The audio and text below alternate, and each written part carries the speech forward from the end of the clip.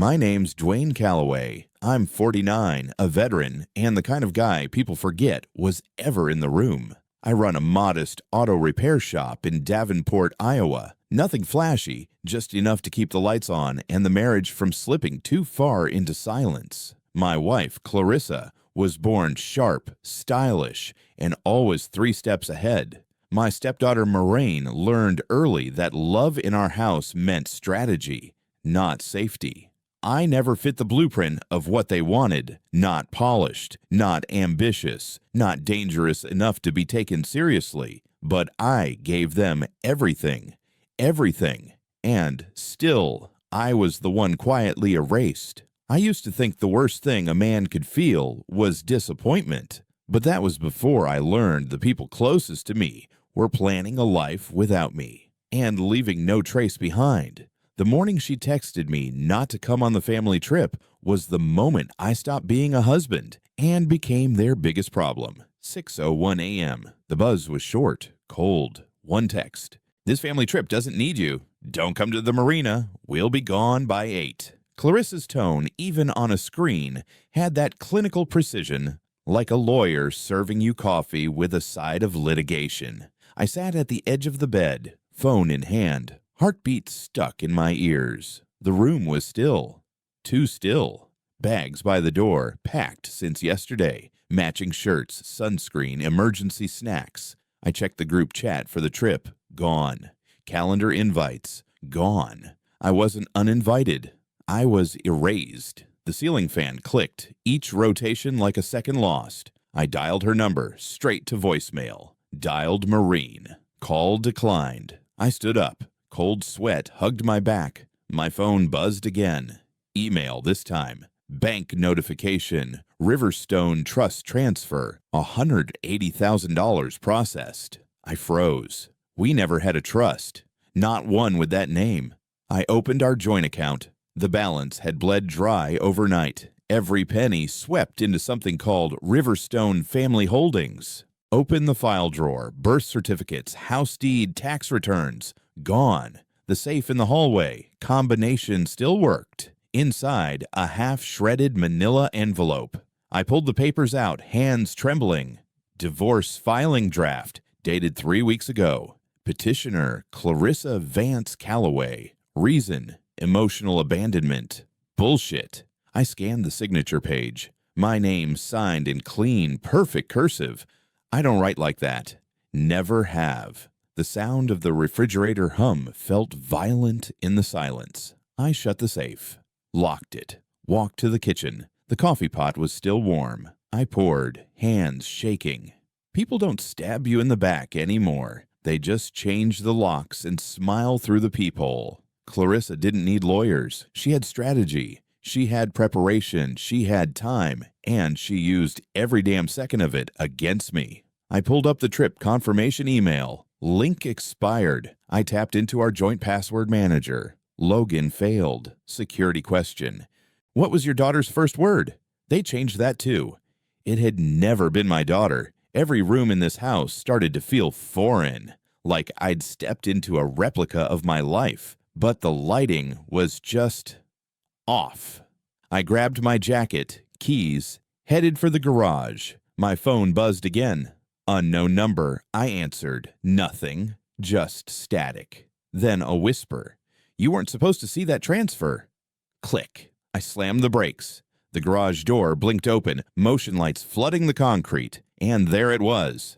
A flash drive taped to the inside wall of the garage. A sticky note on it. You were never just a husband. You were the cover. My pulse shot through the roof. I yanked the drive, shoved it in my pocket, slammed the door. Outside, the street was still. A car idled at the corner, black, windows tinted, plates missing. It peeled off the second I looked up. Inside the house, everything still sat where I left it. Except now, every shadow had weight. Every silence had a reason. If they wanted me out of the picture, they forgot one thing. I don't disappear quietly. The flash drive sat on the passenger seat, like it might explode. I didn't plug it in at home. I wasn't that stupid. I drove straight to the shop, rolled the bay doors halfway shut, locked them, checked the alley cameras. No tail, no shadows, just Midwest gray fog bleeding into daylight. I grabbed the backup laptop from the office safe. No Wi-Fi, no Bluetooth, air-gapped, flash drive in. One folder, no label, just a timestamp. Inside, scans of trust agreements, financial reports, a flow chart. At the center, Riverstone Family Holdings. Beneath it, beneficiary Dwayne Calloway. I didn't authorize any of this. Lines connecting me to 10 subcontractors, all flagged in red. Public contracts, military pensions, VA subsidies. Some of them bore my old Army ID number. There was a note at the bottom of the chart. Cover built in. Collapse prepped. My throat dried. This wasn't a divorce. This was a demolition. Phone buzzed. Unknown caller. I answered on speaker. Chest tight. Calloway, the voice rasped. You got sloppy, brother. Pause. Then a sharp inhale. Alton Graves. I heard you woke up in the wrong story. Graves. XMP turned PI. We served together during the Fallujah years. He owed me a favor. I'd saved his neck once. He'd promised to return it, only if it's a matter of life or federal indictment. This qualified. He told me to meet him in 30. Same spot as always. Cut. Warehouse. Near the grain terminal. No cameras, no records. He lit a cigarette with shaking fingers, even though he quit 2 years ago. Your wife's firm funneled assets into a shadow trust 2 weeks ago, he said. She made you the face of a contracting shell. Your name's on documents from deals in 3 counties. 2 flagged for review. How? I asked, voice low. Ever heard of Alistair Rowe? Graves dropped a photo on the table. Clarissa and Rowe, smiling. Champagne flutes. Not legal briefs. Wedding bands. They were engaged one, Graves said. Did make it to the aisle, but the arrangement survived. Static hit the air between us. She used your credibility, your clean veteran record. Rowe cleaned the paperwork. Clarissa signed off on it all. Why now? Because audits are coming. IRS, VA, DOD. And the trust? It's a fuse, and you're the detonation point. I rubbed my jaw. You can prove it. He nodded. Maybe, but Rowe's gone underground, or got buried. Cut. I raced home. The house looked untouched, but felt emptied. Security panel blinked. Reset. My passcode denied. I used the override. Entered. The hallway echoed too much. Living room smelled faintly of bleach. Fridge light was off. Shelves empty. Not just a trip. They packed like fugitives. I checked the living room console. Router unplugged. Drive gone. Then I saw it. The envelope, taped under the dining chair, addressed to no one. Inside, one photo. Me, sleeping on the couch, from above, and a line in block print on the back. You were always easier to move than remove. I stood frozen. The hallway behind me creaked. My phone buzzed. Again. Burner number, static. Then a voice, garbled. You shouldn't have plugged it in. Click. I scanned the window. Movement. Car parked across the street. Same model as this morning. They weren't watching the house. They were watching me. Another text came in. Block number. We know your brother lives alone. Maybe don't make him collateral. I cursed under breath. Ran to the garage. Keys. Engine. Wheels spin. Cut to road, screaming under tires. Rain slicing the windshield. Wipers useless. My brother Ethan was unstable. Quiet. Off-grid. PTSD bad enough to get monthly disability. He didn't deserve this. I dialed his cell. Voicemail, second ring. Voicemail. Then, text back. Just 3 words. Not safe. Hide. Blood drained from my face. They didn't just erase me. They're hunting what's left of me. The apartment door was unlocked. That was the first bad sign. The second, the silence. Ethan's TV still glowed from the living room. A sitcom paused mid-joke. Steam curled from a half-drunk mug of coffee on the counter. His boots, always left by the door, were gone. I stepped in slow, heart pounding. Ethan! My voice cut through the stillness. No answer. Kitchen drawers pulled halfway open, couch cushions tossed, photo frame cracked on the floor, us as kids, fishing with our dad. I crouched. Blood? No, just glass. I stood, breath shallow, scanned the hallway, bedroom door ajar. My hand hovered over the doorknob, a whisper in my head. You're not walking into rescue, you're walking into aftermath. I pushed it open, room empty, bed unmade, laptop gone, nightstand drawer missing its pistol. Ethan wasn't taken, he ran, or tried to. I backed into the hallway. Then I saw it. Bathroom mirror. A single word scrawled in red marker. Trap. My pulse jumped. I turned, bolted out. Street outside was dead quiet. One sedan idling across the road. No plates. Tinted windows. I ducked behind Ethan's fence, dialed Graves. He picked up on the first ring. Talk, I said. You've got less time than you think, he replied. Rose dead. Silence.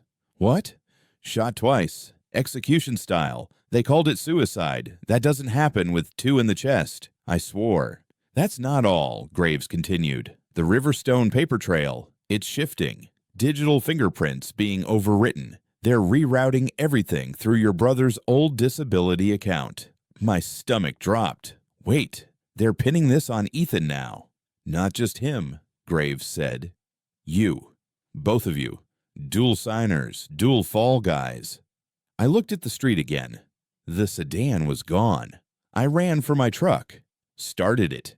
Headed straight to Richie's bar. He owed me. Back in '08, I helped him bury a lawsuit. Bar. Fights had witnesses. I knew which ones to pay. Now I needed a different kind of cleanup. Cut 2. Richie wiping a glass behind the bar, country music droning low. I slammed a USB stick on the counter. Get me Rose car GPS logs now. He didn't ask why, just nodded. 15 minutes later, he slid a burner phone across. Last ping puts him near the old flood warehouse, West Docks. Is it abandoned? Mostly, but the back lot's got cameras. Want to see? He loaded a file. Time-stamped footage. Midnight. 3 figures. One slumped, dragged between the others. Frame froze. I leaned closer. Ethan. Face bruised. Limp. I grabbed the burner, nodded once, and walked out. Rain hit the windshield halfway there. Wipers groaned. The river shimmered like oil. I parked 2 blocks out, approached on foot. Boots soaked. Hoodie pulled low. Flashlight off. I circled the warehouse. Found a gap in the rusted gate. Slipped through. Inside, dark, silent. Then, muffled yelling. I followed it, step by step, hands trembling, back room, chain lock twisted, one bulb flickering. Ethan, zip-tied to a chair, face swollen, duct tape across his mouth. I rushed forward, cutting him loose. He gasped. They said they'd kill you, he whispered. Who? Before he could answer, a voice behind me. You should have brought a lawyer instead of a brother.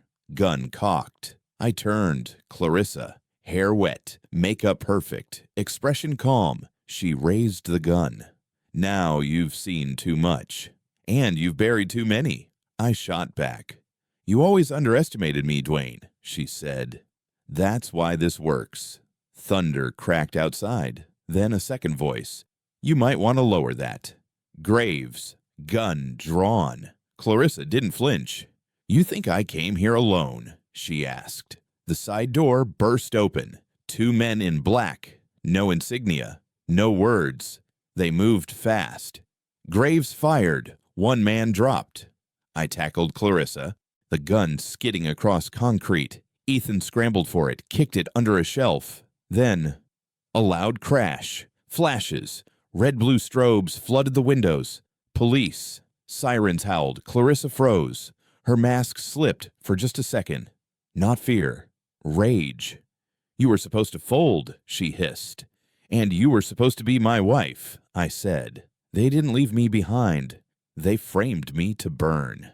The flashing red and blue faded behind us as Graves gunned the wheel and turned onto Riverfront Drive. Ethan winced in the back seat, pressing a towel to his head. I didn't speak. I couldn't. Clarissa walked into that warehouse with a gun and a smile like she'd already won.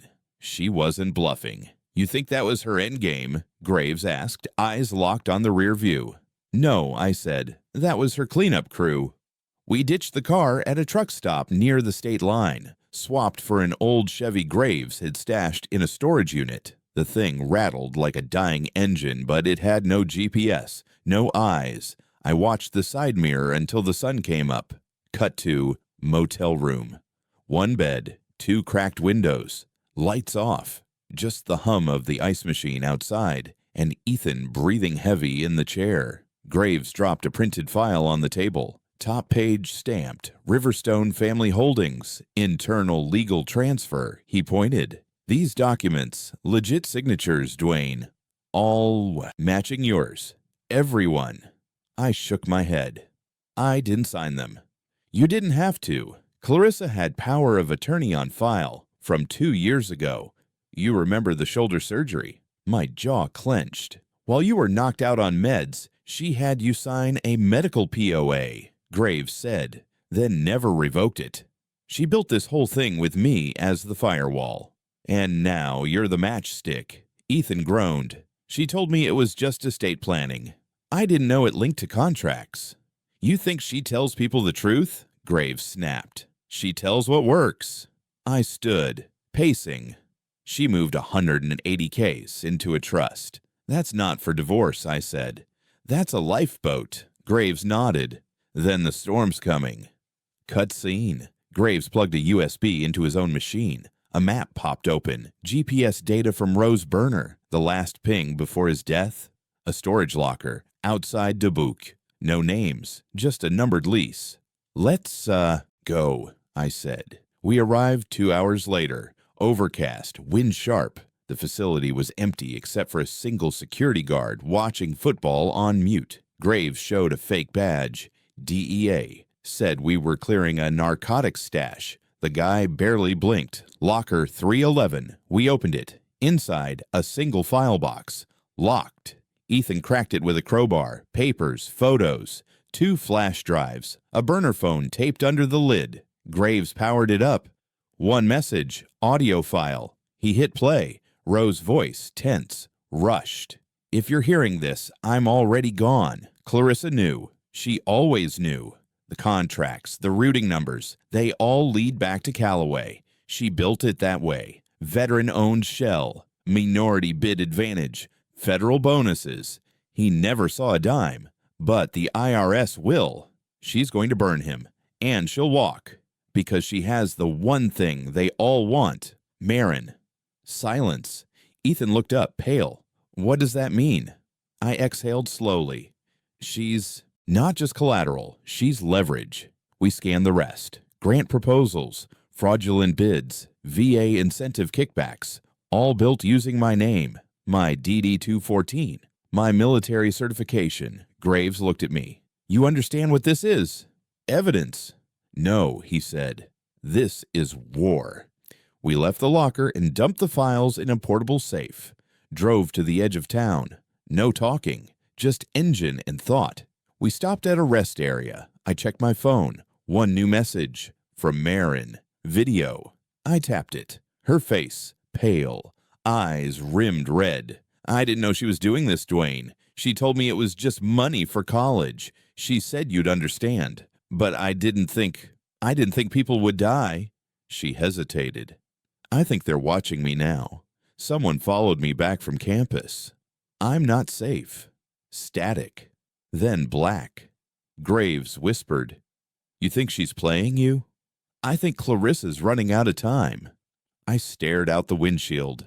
She killed the only man who knew the whole game, and I'm next in line. She picked the worst place to meet. Crowded cafeteria. Too many eyes. Too many phones. Marin sat in the far corner, hoodie up, earbuds dangling. She didn't look like a pawn in federal fraud. She looked like a scared kid trying to disappear. I dropped into the seat across from her. No hello. You alone? I asked. She nodded. Clarissa doesn't know I texted. She always knows. I left my phone in a mailbox down the street. You're not the only one who learned how to vanish. She took a shaky breath. I didn't know what she was doing. Not really. She said it was legal, using your name to help secure funds. Then she moved money into a crypto account under mine, said it was for tuition. How much? 90 grand. I exhaled through my nose. The silence between us hurt worse than the truth. She said you signed off, Marin added. She says a lot of things. She looked down. If I testify, will I be safe? There's no safety anymore, just strategy. Her hand shook as she passed over a flash drive. Renee Carter told me to give this to you, said it was Rose Insurance. I froze. Renee, from the firm. She said she used to be Clarissa's best friend until she found out what she buried. Cut scene. Motel. Graves paced as I booted the flash drive. One folder labeled break glass. Inside, video. Row. Same gray suit. Nervous. This is my confession. Clarissa Vance orchestrated a multi-state laundering scheme using Dwayne Calloway's name, military ID, and public service record. She created shell companies under veteran-owned status, then funneled city and state grant money through them. Dwayne never saw a dollar, but his name is on everything. He paused. I helped her. I filed the papers. I backdated contracts, but I didn't sign the federal forms. She did. She always did. Another pause, short breath. There's one more file. If you're watching this, you'll know where to find it. Just remember, if you open it, there's no coming back. Cut to black. Ethan muttered. He left a dead man's switch. Graves opened the file tree. One final folder locked behind a 48-hour timer, password protected, labeled trigger. You want this to go live? Graves asked. No, not yet, I said. We use it as bait. Won't hold long. Neither will Clarissa. We transferred the file to a secure hard drive and created a false trace route, something that would lead Clarissa back to a burner account tied to her IP. Set the trap. Cut scene. Renee's townhouse, suburbia, with perfect hedges and empty eyes. She greeted us in slippers, hair tied, hand clutching a whiskey tumbler like it was medicine. I told Clarissa I wanted out 5 years ago, she said. She said the only way out was ruin. What's in the final file? I asked. Her hand trembled. The court. Transcripts. From 2003. Graves blinked. What court? She wasn't just a lawyer. She was a witness in a federal corruption case. She flipped on her own firm, named names, walked free. They sealed it. And now she's playing both sides again. She's a professional survivor, I said. No, Renee said. She's a professional executioner. I turned to leave. Marin followed. What happens now? You help us finish this. How? You bait your mother. She flinched. She'll know. She'll suspect. But we don't need her to fall for it. We just need her to react. Graves checked his watch. Timer's ticking. I looked at Marin. Either I take her down now, or she buries me in 48 hours. The marina was quiet. Too quiet. Boats bobbed in the dusk like silent witnesses. Wind whipped the flags tight against their masts. Everything smelled like salt and gasoline and something coming undone. We parked 2 lots down. Graves and Ethan stayed back in the second car. Marin walked beside me, hood pulled tight. She'll be here, I said. She always shows when control's slipping, Marin whispered. I nodded. And we're going to make sure she slips hard. Cut. A camera crew was already in place, disguised as a tourist vlog. Graves had set it up, microphones tucked under jackets, drone camera circling from across the water. The bait, a hard drive left on a bench, labeled Dwayne's final statement. Trackable, traceable, linked to Clarissa's private IP. We waited. 6:42 p.m. Black SUV pulled in. Clarissa stepped out like she owned the tide. Hair pulled back, suit sharp. No fear, not even in her eyes. She saw the hard drive. She saw us. She smiled. Thought you'd go quieter, she said. I'm done being quiet. She took a step forward. You don't understand what this exposes. I do, I said, and I want the world to see it. A pause. She reached into her coat. Graves's voice crackled in my earpiece. We're live. Clarissa pulled out a folder, tossed it at my feet. Settlement, she said. You walk away. I clean this up. Marin walks into Harvard without a scandal. Marin flinched. You mean without a mother in prison? She won't survive the storm I'll unleash, Clarissa snapped. I already did, Marin said. She already did. Clarissa's jaw clenched. Then she moved. Too fast. Gun. Out. I pushed Marin behind me. Graves yelled, Gun down! But Clarissa wasn't aiming at me. She turned to the drone. Fired. One shot. Missed. Second shot. Hit. Sparks. The drone spun out of control, crashed into the dock, but it was too late. The footage streamed live to Graves' backup server. Clarissa realized it. She looked at me, and for the first time, she looked scared. You ruined everything. No, I said. You did. Police lights flared. Clarissa turned, too slow. They swarmed her. No screaming, no fight, just resignation. She dropped the gun. As they cuffed her, she looked at Marine. Don't forget who gave you the future. Marine didn't blink. You taught me everything, especially what not to become. Cut. 1 week later. The footage aired across every local station. Clarissa's firm collapsed overnight. State audit launched. Federal charges pending. I stood outside the courthouse. Marine beside me. She handed me an envelope. From her. I didn't open it. Not now, I said. Maybe never. We stood in silence. Where will you go? She asked. I smiled. I don't know, but for once the road's mine. I handed her a key. What's this? Therapist's office, paid for a year, in your name. She held it like it was a map. You're not coming with me? No, I said. Healing takes more than truth. It takes space. I'll be waiting, but not holding you hostage to my hope. She nodded. Tears didn't fall, but something unshackled. Cut. Dawn. Mississippi River, glowing under soft orange light. I walked to the dock alone. Same bench where she left the message. Same water, same wind. But it felt different now. Not like loss. Like beginning. She took everything, I whispered, then looked up at the sky. But not who I am. That I reclaimed.